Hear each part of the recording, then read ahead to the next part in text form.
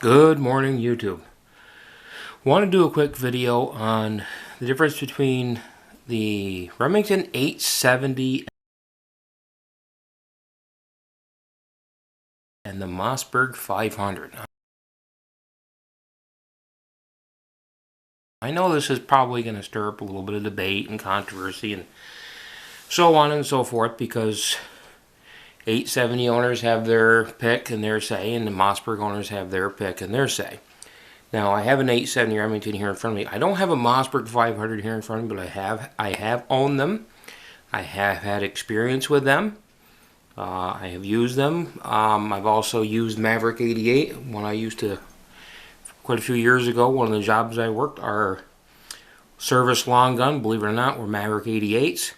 So I have dealt with them, and I've had a couple 870s, I've had Ithacas, I've had Winchesters, but I'm going to stick to the difference between the the Remington 870 and the Mossberg 500. Now, we'll get started with basically the Remington. You know, as you see, the 12 gauge version here, pretty much most of them are the same. There are a few different versions. There's the Wingmaster, there's the Remington Police Magnums, so on and so forth. Same basic platform. They have their safety located here, whereas the Mossberg 500 and the 590 have them up here. It's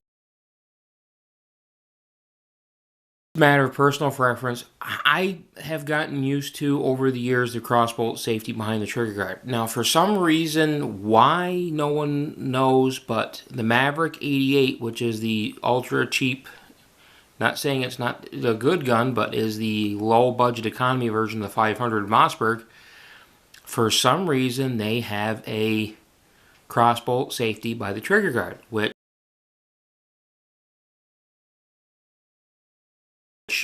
for the life of me I cannot figure out why they all haven't gone the same way, since they're pretty much all the same gun. But some people like the safety on up here. I do not. That's personal preference.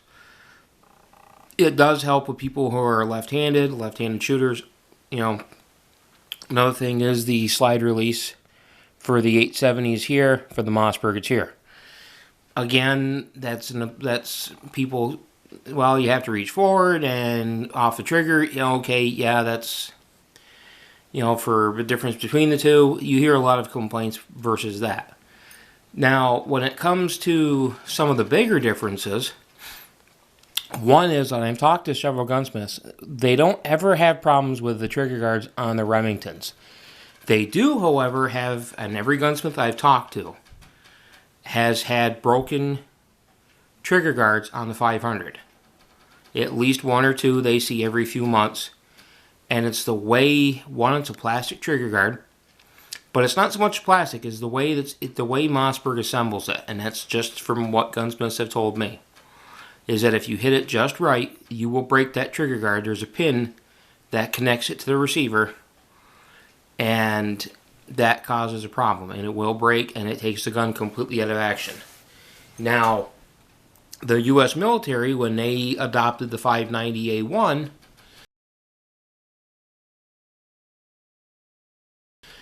opted and told Mossberg, steel trigger guard, or metal trigger guard, you know, alloy at the very least. And that's exactly what they did, and they've never had problems with them as far as I've heard. And you can buy the 590 trigger guards for the 500. Why Mossberg just doesn't go ahead and put alloy trigger guards on all their guns is beyond me. And the other problem with that is, with the crossbolt safety on the Maverick 88, you can't put a 500 trigger guard on there unless you want a gun that has no functioning safety. Again, that's, you know, kind of an issue. Now, Remington has gone to a polymer with these as well. This is an older one. That's metal. The new ones, I guess, are a more of a polymer plastic, but that's not so much the material, it's the way it's connected. And I can tell you, because this is how Remington connects theirs, and it's fairly solid. That's not going to break anytime, even with a polymer version. Magazine tubes. This is why law enforcement likes the 870. You want to extend the magazine tube, you take this off, buy whatever tube you want, screw it on. That's it. Mossberg is not so simple. You have to buy this entire assembly. You have to replace this. I have not priced them. I probably will look up some of that information. I'll probably include it with this. But that is one of the reasons why the 870 is so popular, because of the accessories. If you got a standard Mossberg 500 with the standard magazine tube and you wanted to change it, you have to buy quite a bit more in the way of parts versus the 870.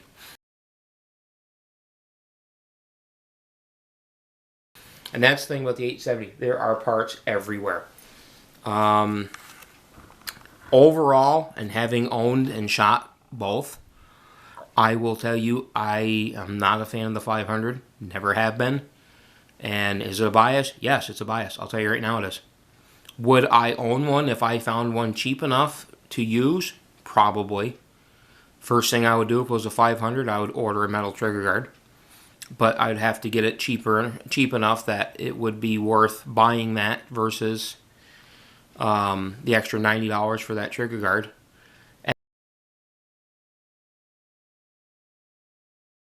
And that kind of gets me, because if you want a Mossberg 590A1, they cost well over $500.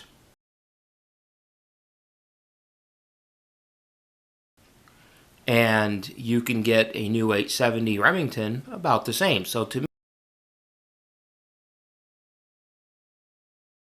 me, you're already ahead when you buy the Remington. Now, the problem I have with the Mossbergs is they rattle a lot. I don't know why they rattle, but they seem to rattle. This is a much better receiver. That's a debate between, some people and others that, the Mossberg with an alloy receiver, it's a little lighter. This is a thicker receiver. This is heavier. I guarantee you this is heavier. This to me, and again, having between two, I've had two 870s, I've had a 500, I've dealt with the 88 Maverick. This is a better receiver. I'll tell you right now it is.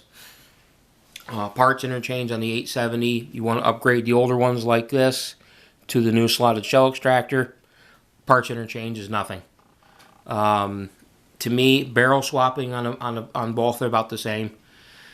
So yeah, a lot of people, it's a personal preference. I'm going to tell you that I do prefer the 870, and again, that's from having had both.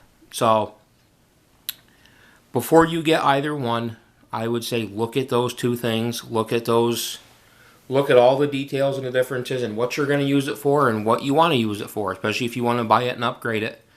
If you want to buy a shotgun to upgrade and do what you want with, I'm going to tell you right now, to start off with an 870 Remington, the parts are cheaper and they're easier to install. I wouldn't say they're easier to install, but the parts are certainly more available for an 870, like a magazine extension. You can get them fairly quick, swap them right on yourself. And you don't have to fuss with having to replace too many parts. Versus the Mossberg, you don't have to worry about a plastic trigger guard that's going to break. If you drop it, and it's just, those are little things, but yes, that it has happened. So those are things you need to look into. But overall, between the two guns, you're better off with an 870. And again, that's just my opinion, but it is an opinion. So that's where it stands on that, YouTube. Have a good day.